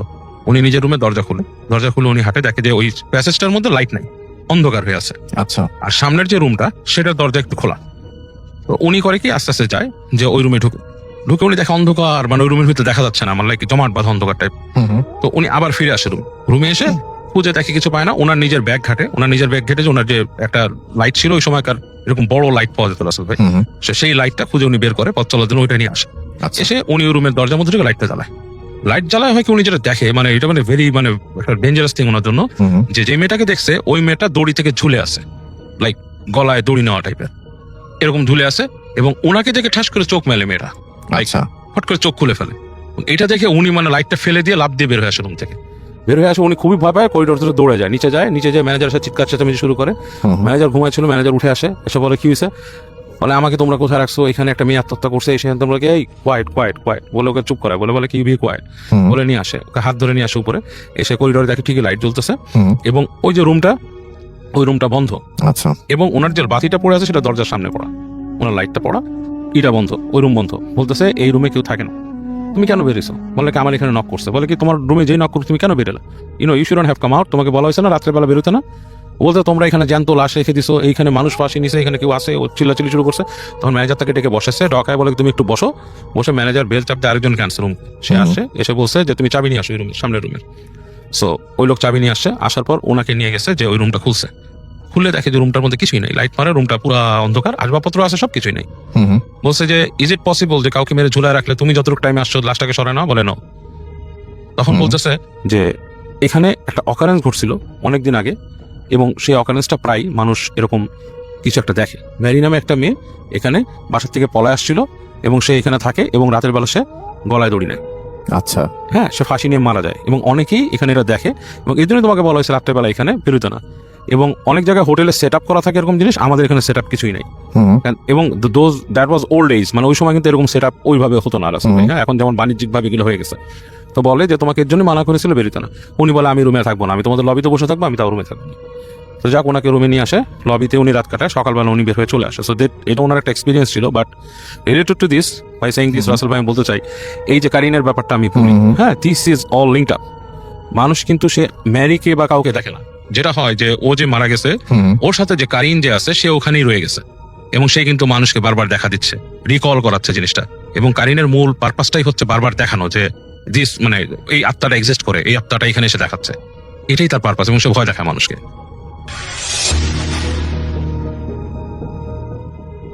আফরিন নামের যে মেয়েটি, সেটা উনি একজন ইউনিভার্সিটির ছাত্রী, ঢাকার একটা ইউনিভার্সিটিতে পড়াশোনা করে। ওনার বাবা থাকতেন আমেরিকাতে, আর সাথে থাকে হচ্ছে মা, ভাই। ওদের বাসা হচ্ছে উত্তরায়, আমি উত্তরার কথাটা বললাম, উত্তরা একটা বাড়ি, তারা নিজেরাই বাড়িটা করেন আর কি। তো 8তলা 9তলায় সেই বাড়িতে তারা থাকতেন ফুল ফ্যামিলি। ঘটনা আসলে রাসেল ভাইকে কার সাথে কখন কোনটা ঘটে, কিভাবে ঘটে, এটা কারোর সাথেই কেউই জানে না, কেউই জানবে না কখন ঘটে যাবে। তো ওনার সাথে যে ঘটবে, ওনার সাথেই বা ঘটতে পারে এরকম কিছু উনি কখনো কল্পনা করেন, বা এরকম কোনো কিছুর সাথে কখনো তার এক্সপিরিয়েন্স কারো কাছ থেকে শোনেও নাই, বা ভূতে ফেমে আমাকে ডেকে বলবে যে এরকম ঘটনা তার সাথে ঘটছে, এটাও সে। তো প্রথম দিন থেকে শুরু করি। তো সে তার আজকের যে ঘটনা, একটু আগে যেটা বললেন মে মাসের ঘটনা, আমার ঘটনাটাও কিন্তু অলমোস্ট মার্চ থেকেই শুরু, মেতে বা জুনে যে শেষ। এবং না, যিনি বলেছেন ইউনিভার্সিটি স্টুডেন্ট। তো প্রথম দিন, একদম প্রথম দিন সাধারণভাবে ওনারা এসব ব্যাপারে কখনো অবগত ছিলেন না, বা এরকম কোনো কিছু ঘটবে তাদের সাথে এরকম জানতেন না। তো প্রথম দিন আর কি, পরের দিন ইউনিভার্সিটি আসলে ক্লাসটা সবাই বাঙ্ক করবে ফ্রেন্ডরা মিলে। তো সব ফ্রেন্ডরা মিলে বাসায়, পরের দিন প্ল্যান ছিল যে কোথাও যাবে, ঘুরতে ঘুরতে বেড়াতে যাবে আর কি। সেদিন রাতের বেলা তো কোনো কাজ নাই, পরের দিন ইউনিভার্সিটিও নাই। তার ইচ্ছা হলো যে সারা রাত মুভি দেখবে। ইভেন সে ফেসবুকে স্ট্যাটাসও দিয়েছিল যে কোন মুভিগুলো দেখা যায়। তো কয়েকটা মুভি সে সিলেক্ট করে রাত 11টা থেকে শুরু করে। তো রাত 2টার দিকে তার মা তার রুমের মধ্যে ঢুকে যায়, ঢুকে বলে যায় তুই ঘুমাচ্ছিস না কেন, তোর চোখের নিচে কালি পড়ে গেছে, তুই ঘুমা, এত রাত জাগছিস কেন, তোর ইউনিভার্সিটি নাই? তখন সে বলে যে না, আমার তো আসলে ইউনিভার্সিটি কালকে আমরা সব ফ্রেন্ড মিলে করবো না, এক কাজ, আমি রাত্রে মুভি দেখবো, তুমি ডিস্টার্ব করো না, আর যাওয়ার সময় আমার লকটা টিপ মেরে যাও, ভিতরটা লক করে যাও, বারবার ডিস্টার্ব করো না। 3টার দিকে সিনেমা দেখার সময় তো স্পিকার চলছিল, স্পিকারটা বন্ধ করে শোনো যে তার দরজাকে নক করছে। তো ভেতর থেকে সে বলে আম্মা তুমি ঘুমাই যাও তো, আমি পরে ঘুমাবো। তো ওইখান থেকে কোনো শব্দ আসে না, বা তার মা চিৎকার করে বলছেও না যে এই ঘুমাচ্ছিস না কেন। সে নক করেছে, জাস্ট নকের রিপ্লাই দিল যে আম্মা তুমি ঘুমাও তো। তো সে জানে যে তার মাই হয়তো নক করেছে। ফজরের আজান তখন দিবে বা 15-20 মিনিট পরে হবে আর কি। তো এমন সময় সে আবারও স্পিকার বন্ধ করলো, প্রথমে নকের সাউন্ড শুনে স্পিকার বন্ধ করলো, দিয়ে নক করছে কি জানি। তখন সে বলল আম্মা তুমি ঘুমাও না, আমি ঘুমাই যাবো। তো এটা বলার পর এই কথাটা পুরাটা ইকো হলো, আরেকবার রিপিট হলো। তখন সে বুঝে গেল যে আসলে রিপিট হওয়ার তো কোনো চান্স নাই, কারণ পুরো বাসাটা তো খালি না। খালি হলে হয়তো ইকো হতো, খালি হলে যেরকম ইকো হয় সেরকম ইকো হলো, কিন্তু বাসা তো পুরো আসবাবপত্র আছে, তো তার তো মানে রিকো হওয়ার চান্সই নেই। তো সে করলো কি, আচ্ছা ভালো লাগছে না এমন সময় পিসিটা অফ করে সে বেডে চলে গেল। ঘুমানোর সাথে সাথে লাইট বন্ধ করে অ্যাজ ইউজুয়াল সেভাবে লাইফ লিড করে, সেভাবে কাঁথা গায়ে দিয়ে জাস্ট চোখটা বন্ধ করতে তার মুখটা কে যেন চেপে ধরলো। অস্বাভাবিক চাপ মুখের মধ্যে, চাপ দিয়ে চেপে ধরেছে, সে ছুটাতে পারছে না, কে চেপে ধরছে। মানে আমি রাসেল ভাই কিভাবে বলবো, আমরা যদি কেউ আপনার মুখ চেপে ধরে আপনি নিশ্চয়ই কি চেষ্টা করবেন নাকি তার হাতটা সরানোর চেষ্টা করবেন। সে দেখছে একটা কবজি তার মুখ চেপে রাখছে, কোনো হাত সে ফিল করতে পারছে না, এটা কবজি তার মুখের মধ্যে হাত দিয়ে চেপে ধরেছে। অনেক চেষ্টা করছে, দুয়া কালাম করছে, কিছুতেই লাভ হচ্ছে না। আর সে কোনো হাত ফিল করছে না, ওই যতটুকু মুখের মধ্যে চেষ্টা করে যাচ্ছে ওইটা ছোটানোর জন্য, মুক্তি পাওয়ার জন্য কান্না করছে, চিৎকার করার চান্স পাচ্ছে না, চিৎকার করার শব্দ পাচ্ছে না, আর বোবা ধরা তো কোনো চান্সই নাই। মাত্র শেষ হলো বেটে আজানের আল্লাহু আকবার পড়ার সাথে সাথেই মনে হলো ওই রুম থেকে একটা বিশাল বড় বোঝা বের হয়ে গেল, অনেকগুলো মানুষ বের হয়ে গেল, জানালা টালা ভেঙে যাওয়ার মতো অবস্থা, কিন্তু কিছুই ভাঙে নাই। লাইট জ্বালালো সে কোনো মতে তার কন্ডিশন দেখার জন্য। সে দেখলো তার কন্ডিশন দেখার আগে পুরো রুমের অবস্থা দেখলো, যে জুতার সোলের মধ্যে যদি কাদা লেগে থাকে যেরকম ছোপ ছোপ দাগ, সে কাদার পরিবর্তে খালি রক্তের ছোপ ছোপ দাগ, অনেকগুলা আঁকা বাঁকা ছোপ ছোপ দাগ, মনে হচ্ছে অনেকগুলো মানুষ হেঁটেছে রুমের মধ্যে। আর তার মুখের কন্ডিশন আয়নায় দেখলো যে তার ঠোঁট কেটে গেছে, জিহ্বার সামনে দিয়ে প্রায় অনেকটুকু কেটে গেছে, এত জোরে চাপ দিয়েছিল তাকে। আচ্ছা, সে তার মাকে তার ভাইকে বিষয়টা বলে।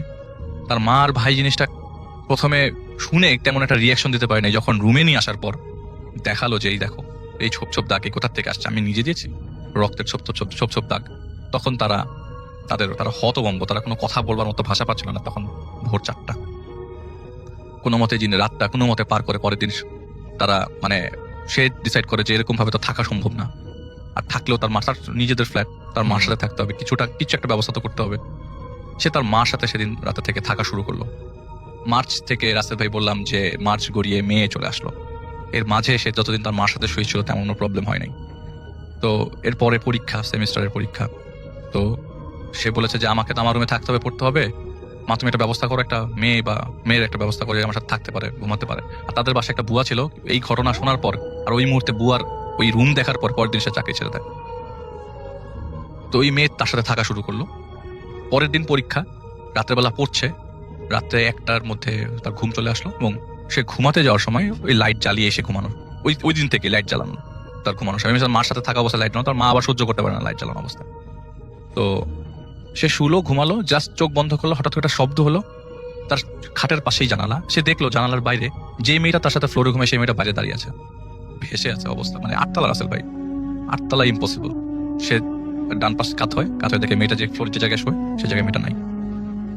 সে এক দৌড়ে তার মার কাছে যায়, আবারও মাকে জিনিসটা বলে, মা আবার ভাইকে জানায়, নিয়ে আসে তাদের রুমে। নিয়ে আসার পর দেখে মেয়েটা ফ্লোরে ঘুমোচ্ছে। এরকম ভাবে আরেকদিনও একটা হয়েছিল যে সে বাসায় আসার পর দেখে একটা লোক তার পিসির মধ্যে বসে আছে। তারপর মাকে যেয়ে দেখায়, মাকে ডেকে নিয়ে আসে, দেখে রুমের মধ্যে কেউ নাই। তো এরকম ঘটনাগুলো ঘটে যাওয়ার পর থেকে তার আর একার ওই রুমটার প্রতি তার ভরসা উঠে যায়, ওই রুমে থাকা যাবে না। সে তার মার সাথে থাকা শুরু করলো এবং পার্মানেন্টলি এখানে টেবিলও তার মার রুমে নিয়ে আসে। তো সেদিন আসল ভাই মা যেদিন ঘটনা ঘটে তার কয়েকদিন পরে তার মাও জিনিসটা ফেস করে। কিভাবে ফেস করে? আর তার অত মধ্যে তার ভাবি, তার ভাই সবাই জেনে গেছে তার বাসার মধ্যে যা ঘটছে তা ভালো ঘটছে না। এবং মোস্ট ইম্পর্টেন্ট কথা, তখন রাসেল ভাই সে আমাকে নক করেছিল 2016-তে যে আলিফ ভাই আমি এরকম বিপদে পড়েছি, আপনার জানা মতে কেউ আছে কিনা, আর আমি কাউকে বলতে পারছি না, আর কেউ যে বিশ্বাস করবে এরকম লোকও পাচ্ছি না। আমি রাসেল ভাই বলেছি আমি পাইলে যদি কাউকে পাই তাহলে আমি হেল্প করতে পারবো, কিন্তু আসলে আমি এতই ব্যস্ত ছিলাম যে আমি আসলে কিছু করতে পারিনি বা কাউকে জানাতেও পারিনি বিষয়টা। আমি নিজেও ভুলেই গিয়েছিলাম রাসেল ভাই at the end of the day. তো আমি যখন আবার পরে নেক্সট স্টেজে আসি, সেদিন রাতের বেলা তার মা তার সাথে শুয়েছিল। মার ঘুম ভাঙে হঠাৎ করে, চশমা পরে পরিষ্কার করে বাথরুমে যেতেই, তো তার মার সাথে সে যখন থাকতো তখন বাথরুমের আলোটাতেই থাকতো, রুমের আলো জ্বালিয়ে তার মা ঘুমাতে পারতো না। তো বাথরুমের দরজাটা পুরোটা খুলতেই পুরো আলো যখন মোটামুটি আলো যখন তার মেয়ের খাটের পর্যন্ত পৌঁছালো, সে দেখলো যে তার মেয়ের পাশে একটা লোক দাঁড়ানো, দেয়ালের মধ্যে হেলান দিয়ে দাঁড়িয়ে আছে। তো এই কে, চোর নাকি, এই কে ওখানে, এরকম বলতেই যে লোকটা তার মেয়ের পাশে দেয়ালে হেলান দিয়ে দাঁড়িয়ে ছিল সে তার দিকে তাকালো। আর সেই লাল বিবর্ণ লাল চোখ, তার মা, আমি তার মার সাথে কথা বলেছি রাসেল ভাই, এই লাল চোখ, এরকম চোখ সে আগে কখনো দেখে নাই। লাইট জ্বালাতেই সব উধাও এবং সেই আগের মতো রুমের মধ্যে পায়ের স্কুলের দাগ, জমাট ভাতা রক্ত। তার ভাইকে ডাকলো, তার ভাই বললো যে ব্যবস্থা তো বিহিত করতেই হবে, এরকম হতে থাকলে তো সম্ভব না। তার ভাই পরের দিন কি হলো, তার ভাই যে মসজিদে নামাজ, তার ভাই আসলে নামাজ কালাম 5 ওয়াক্ত পড়তো সবসময়, এবং তাদের বাসায় এমন না যে কেউ নামাজ পড়তো না, সবাই নামাজি মানুষ ছিল।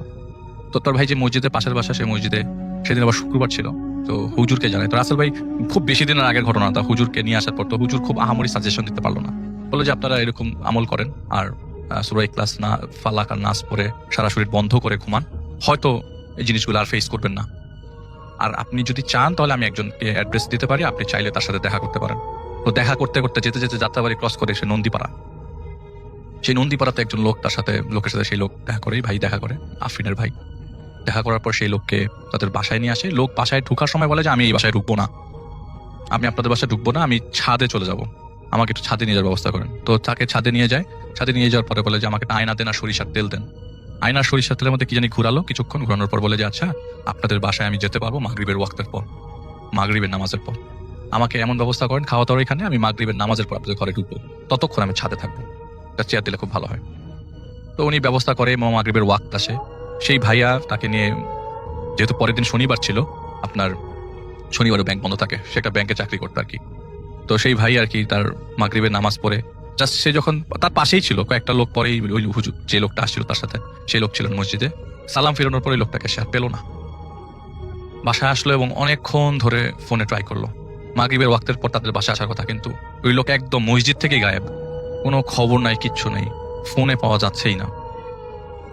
তো পরে উনি বাসায় গেলেন এবং তার মাকে বললেন যে দেখো আমি একজনকে নিয়ে আসলাম, তোমরা তো জানো, কিন্তু আমি ওনাকে আর পাচ্ছি না ফোনে, ওভার ফোনে তাকে আর পাওয়া সম্ভব হচ্ছে না। তুমি এক কাজ করো, আমরা যদি দেখি যে এরকম কন্ডিশন আজকে রাতেও ঘটে, কালকেও ঘটে, তাহলে আমরা এই ফ্ল্যাট ছেড়ে অন্য বাসা নিয়ে নিব, এটা ভাড়া দিয়ে দিব। কারণ এইভাবে থাকা সম্ভব না। আফরিন ওর পড়াশোনা করতে পারছে না, কাউকে বলতে পারছে না, দেখা যায় কোনো না কোনো দিন দেখা যায় মুখে দাগ, খামচির দাগ, এগুলি খুব অস্বাভাবিক ঘটনা। এবং তার ওয়াইফ, মানে ওনার ওয়াইফও থাকতে চাচ্ছে না এই বাসার মধ্যে, কারণ ভয়ঙ্কর অবস্থা। তো রাস্তায় প্রতিদিন এরকম ঘটনা ঘটছে। ওই দিন রাতের বেলা, তো তার ওয়াইফ ওই দিন রাতের বেলা আবার তার শালা, মানে ওই ভাইয়াটার শালা আসে, মানে ওয়াইফের ভাই আর কি, যে এই যে ঘটনা ঘটছে এটা দেখার জন্য, যে তাদের বাসায় কি হচ্ছে না হচ্ছে। সে খুব সাহস করে চলে আসে বাসায় থাকার জন্য।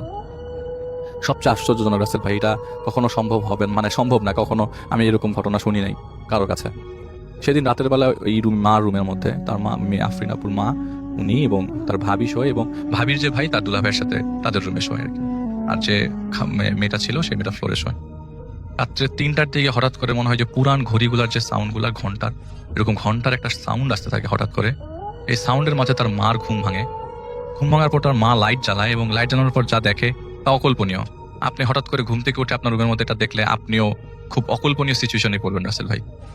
সে দেখে যে ওই যে মেয়েটা ফ্লোরে ঘুমিয়েছিল তার ঠিক পাশে একটা কফিন, কালো কালারের কফিন রাসেল ভাই, কালো কালারের কফিন, ওকে, কফিনের প্রতি ঢাকনা দেওয়া। এবং এই কফিন কোথা থেকে আসলো, এটা ঢুকাতে গেলেও তো 4-5 জন মানুষ লাগে, এত ভারী কফিন। কফিনটা খুললো তার ছেলে, এবং খোলার মতো সাহস পাচ্ছিল না। ওই ছেলেটা যে ছিল, শালা যে ছিল, সে ওই সাহস করে খুলে ফেললো। খুলে ফেলার পর সবাই খুব হতভম্ব হচ্ছে, আমি জানি যারা শুনছে। আসলে ভেতরে কিছুই নাই, রক্তে মোড়ানো একটা কাফনের কাপড়, একটা আতর, আর কিছু চাপাতার প্যাকেট। খুব অদ্ভুত লাগে। ওদিন রাতের বেলা তারা পুলিশকে ফোন দেয়, কিন্তু পুলিশ আসবে বলে তাদের বাসা মনে হয় খুঁজে পাচ্ছে না। পরবর্তী ওই দিন রাতের বেলা আসে নাই। পরের দিন সকালবেলা পুলিশ যখন আসে, বাসার মধ্যে কফিনের ভিতরে এই মুড়ানো, রক্ত মোড়ানো, মানে পুলিশও কোনো এভিডেন্স খুঁজে পাচ্ছে না আসলে কিসের ভিত্তিতে তারা কোনো কেস বা জিডি করবে। তো তারপরেও তারা বলে যে আপনারা একটা জিডি করে রাখেন, বাকিটা পরে দেখা যাবে, কফিটা সরায় ফেলেন, আর যদি পারেন বিষয়টা আমাদেরকে পরবর্তীতে কোনো প্রবলেম হলে আমাদের জানাবেন। পুলিশ এই বলে চলে যায়। সেদিন দুপুর 12টার দিকে খবর আসে, আমেরিকায় তখন রাত 2টা, আর বাংলাদেশে সকাল 12টা, দুপুর 12টা। ওইখানে যে পাশের বাসার যে মহিলা, উনিও বাংলাদেশি। তার হাজবেন্ড মানে ওই ফোন দেয়, মোবাইল ফোনে মেসেঞ্জারে, ফেসবুক মেসেঞ্জারে ফোন আসে। ফোন আসার পর বলে যে আপনার হাজবেন্ডের অবস্থা খুব খারাপ, উনি হসপিটালাইজ হাসপাতালে ভর্তি, আপনারা সবাই একটু দোয়া করবেন। আসলে জিনিসটা ওই দিন ভাঙে বলে নাই, ওই দিন ভেঙে বলা হয় নাই। পরে জানতে পারে কিছুক্ষণ পরে, তার ছেলেকে বলা হয় যে তোমার বাবা আর বেঁচে নাই, তারা আসে আপনার বাথরুমের ফ্লোরে পিছলে পড়ে মারা গেছে। হাসপাতালে নেওয়ার পর ডাক্তাররা বলেছে তিনি মারা গেছে। তো বাসার সবাইকে আস্তে আস্তে ছেলেটা ওই দিন সবাইকে জানিয়ে দেয় বিষয়টা। তো আউট অফ নো রাসেল ভাই, এই ঘটনা ঘটার সাথে সাথে তাদের বাবার এই আকস্মিক ডেথটা তারা কেউ একসেপ্ট করতে পারে না ওই মুহূর্তে। তো বাসার মধ্যে সব আত্মীয় স্বজনের ভিড় জমে যায়, কান্নাকাটি অবস্থা। লাশ আসে রাসেল ভাই 10 দিন পর। লাশ আসবার পর লাশকে, মানে আপনার তেমন একটা কানেকশন হচ্ছিল না প্লেনের সাথে। তো যখন প্লেনের সাথে কানেকশন হয়, সবকিছু ম্যাচ করে, তো 10 দিন পর বাংলাদেশে লাশ আসে। লাশ নিয়ে আসার পরে লাশ যখন বাসায় নেয়, সেই ওনার নিজের তৈরি বাসা, সেই বাসার নিচেই লাশটা রাখে, উপরে আর ওঠায় না। তো যেদিন লাশ বাসায় আসে সেদিন সেই যে লোকটা হারিয়ে গেল মসজিদ থেকে, সে হঠাৎ করে তার আবির্ভাব। সে আসলো এবং একটা কোনায় দাঁড়িয়ে কান্না করছিল, লাশের দিকে সবাই তাকিয়ে আছে। তো বললো যে, সে লোকটার কাছে যে বললো যে, আপনি এক কাজ করেন, আপনাকে এটা একসেপ্ট করতে হবে, যেদিন আপনাদের বাসায় আমি ছাদে আসছিলাম প্লাস মসজিদ থেকে আমি চলে গেলাম, সেদিন আমাকে নিয়ে যাওয়া হয়েছিল এমন একটা জায়গায়, যে জায়গায় আমি আপনার বাবার খবরটা জানতে পেরেছিলাম। আসলে জিনিসটা আপনাদের সাথে ঘটার কথা ছিল, ঘটেছে আপনার বাবার সাথে। তো সেদিন আমি জেনেছিলাম যে আপনার বাবার উপর একটা বিপদ যাবে খুব শীঘ্রই। তো আমি আপনাকে জানাতে পারিনি, কারণ আমি পারমিটেড ছিলাম না আপনাকে জানানোর জন্য। এবং যে সার্কেলটা আপনাদের ক্ষতি করার চেষ্টা করছে, তারা খুব শক্তিশালী, খুব ইজিলি তাদেরকে বধ করা বা ধরা যাবে না। আমি পারি নাই, এই জন্য আমি চলে গেছিলাম। আমি আসলাম আপনাদেরকে একটা বুদ্ধি দিই, উপরে যে কাফনের কাপড়টা আছে, আর উনি কিন্তু কিছু জানে না রাসেল ভাই, নিচ থেকে বলছে উপরে যে কাফনের কাপড়টা আছে একটু ধুয়ে ফেলেন, আপনার বাবাকে ওই কাফনের কাপড়টাই পরাবেন দয়া করে, এবং যেসব জিনিস আছে ওই আতরগুলাই মাখবেন। ওখান থেকে গোসল করানো হয়েছে, আবার বাংলাদেশে আসার পর গোসল করানো হয়, এবং সেই কাফনের কাপড় পরিয়ে তাকে দাফন করা হয়। দাফন শেষ করবার পরে ওই লোক তাকে বলে যে, আমি তো দাফন পর্যন্ত থাকলাম, আপনাকে একটা কথা বলি, আপনার বাসায় যে কফিনটা আছে দয়া করে সেটা ফেলবেন না। ওটা ফেলাই যাবে না? না, ওটা যদি ফেলে দেন তাহলে এমন বিপদে পড়বেন, তাহলে আপনাদের সপরিবারে কানাডা যাওয়া সম্ভব হবে না। তো অনেক চেষ্টা করে জানার জন্য যেটা করছে কি, কারা করছে, অনেক মানে আত্মীয় স্বজনের বিষয়টা আর কি, আত্মীয় স্বজন চায় না তারা কানাডা চলে যাক, বা তাদের রাখতেই চায় না, এরকম কিছু একটা কেউ একটা ঝামেলা করতে চাচ্ছে। তো খুব শেষের দিকে চলে আসছে রাসেল ভাই আমার ঘটনার। কফিনটা তখন সরিয়ে পাশার ছাদে রাখা হয়, এবং উনি বলেছেন যে কফিনটা যখন রাখবেন এমনভাবে রাখবেন যেন কফিনটা ঢাকা থাকে, কেউ যেন বোঝে না এটা একটা কফিন। তো মেয়ে মানুষ তো শোকে এখনো পর্যন্ত যারা আছেন ওই ফ্যামিলিতে, স্পেশালি আফরিন যে মেয়েটি, তিনি তো ভুলতেই পারছেন না কোনো কিছু।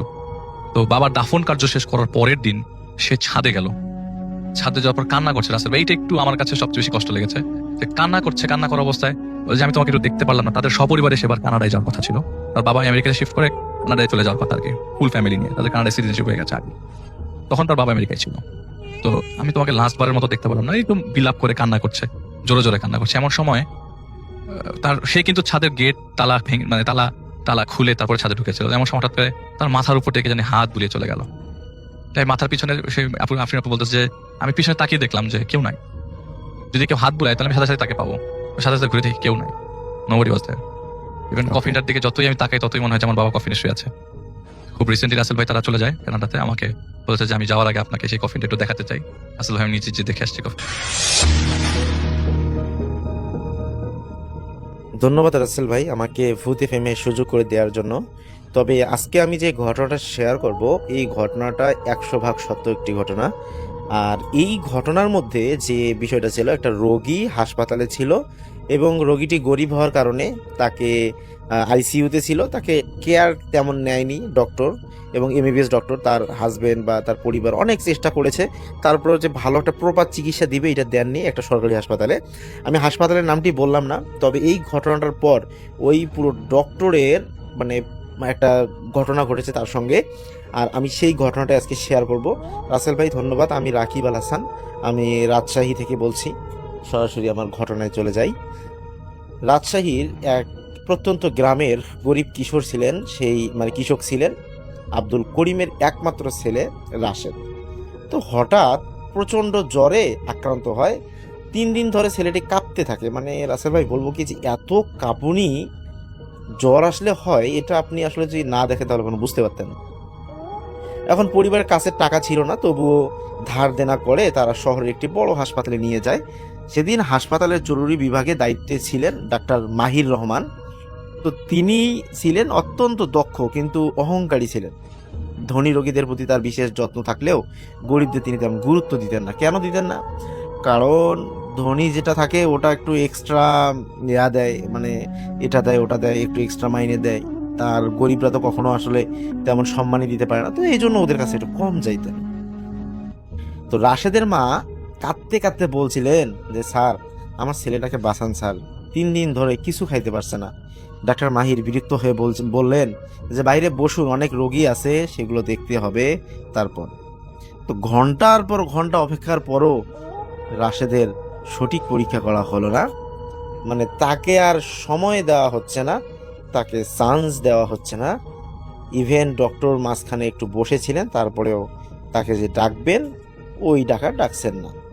অবশেষে না দেখেই মানে ও বললো যে কি, মানে যখন আসলো নার্স কয়েকবার ডাক্তারকে বললেও তিনি গুরুত্ব যখন না দিলেন, অবশেষে উনি রোগীকে না দেখেই কিছু ওষুধ লিখে দেন। ধরেন এই ওষুধটা দেন আপনি, ঠিক হয়ে যাবে আপনার রোগী, এটা বলে দিল। তো ওর মা বলতেছে যে স্যার আপনি আমার ছেলেটাকে দেখলেন না, এগুলো দেখতে হয় না, এগুলো কোনো সমস্যা না, আপনি ইয়া করেন। কিন্তু রোগীটি ছিল মারাত্মক সংক্রমণ, ভুল চিকিৎসার কারণে সে রাতেই রাশেদ আর পৃথিবীতে থাকে না, উনি পরপারে চলে যান। ছেলে সেই লাশ জড়িয়ে ধরে তার মা হাসপাতালে চিৎকার করতে করতে কান্না করতেছিলেন যে আমার ছেলেটাকে ডক্টর একটুও মানে মায়া করেও দেখেননি, একটু যত্ন করেও দেখেননি, ওনারা খুব খারাপ আচরণ করছে, অহংকারী আচরণ করে। আমরা গরিব বলে কি আমাদের রোগী কি রোগী না, আমরা কি সরকারের মানে ভোগ করতে পারি না সরকারের সুবিধা, এইভাবে বলে বলে তিনি কান্না করতে লাগলেন। সেই সময় কেউ জানতো না যে ওই যে রাশেদ মারা গেছে, রাশেদের সঙ্গে সবসময় একটা অদৃশ্য জিন থাকতো। গ্রামের এক বৃদ্ধ হুজুর একবার বলছিলেন জন্মের পর থেকেই এক জিন ছেলেটির পাহারা দিচ্ছে। জিনটি কখনো ক্ষতি করতো না, বরং তাকে রক্ষা করত। মানে রাশেদের সঙ্গে সে সব সময় লেগে থাকতো, কোনো সমস্যা হলে, কোনো খারাপ কোনো রাস্তায় সমস্যা হলে সেটা ওই জিনটাই নাকি প্রতিহত করতে।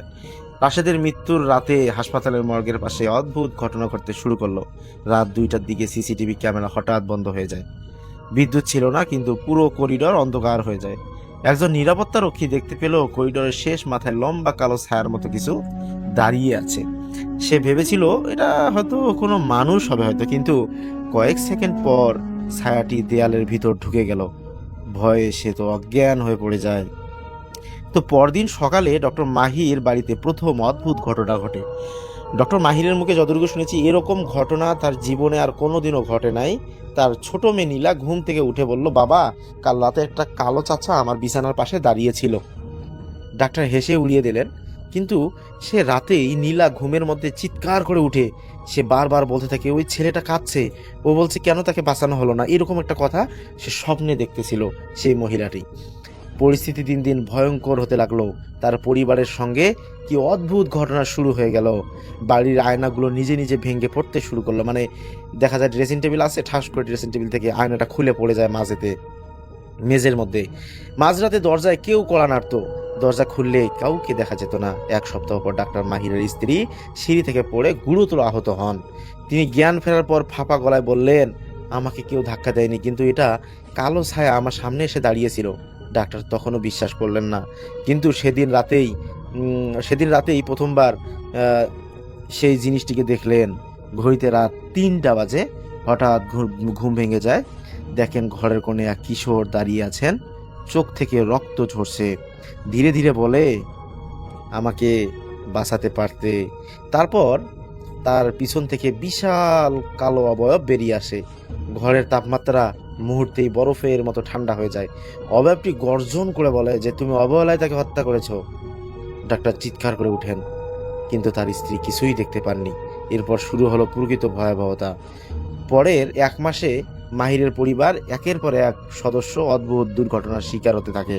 সে ডক্টর মাহিরের কেউ অসুস্থ হয়, কেউ মানসিক ভারসাম্য হারায়, কেউ এমনও আছে রাসেল ভাই, রাতের বেলা যদি তারা বাহিরে যায়, ওদের যে গাড়িতে গেলে গাড়িটা ধাক্কায় ফালায় দেয়।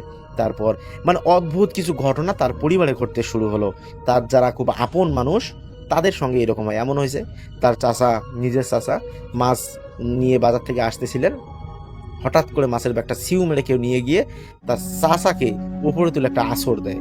এবং তার স্ত্রী একদিন রুমের মধ্যে শুয়েছিলেন, তাকে টেনে হিঁচড়ে উপরে তুলে আবার সেই খাটের মধ্যে ফেলে দেয় এবং খাট ভেঙে পড়ে যায়। এরকম অস্বাভাবিক কিছু ঘটনা তার সঙ্গে ঘটতে চলেছে। কারণ ওই রাশেদের সঙ্গে যে জিনটি ছিল এটা কখনোই মানতে পারে নাই। এরপর ডাক্তার মাহির রহমান সেই রাতের পর আর স্বাভাবিক থাকতে পারলেন না। প্রতিদিন ঘুম ভাঙতো রাত 3:13 দিকে। প্রথম কয়েকদিন তিনি ভাবলেন হয়তো মানসিক চাপের কারণে এমন হচ্ছে, কিন্তু এক রাতে তিনি এমন কিছু দেখলেন যা তার সমস্ত যুক্তি বুদ্ধিকে ভেঙে দিল। সেদিন রাতে গভীর রাত হঠাৎ তার ঘরের দরজা নিজে নিজে খুলে গেল।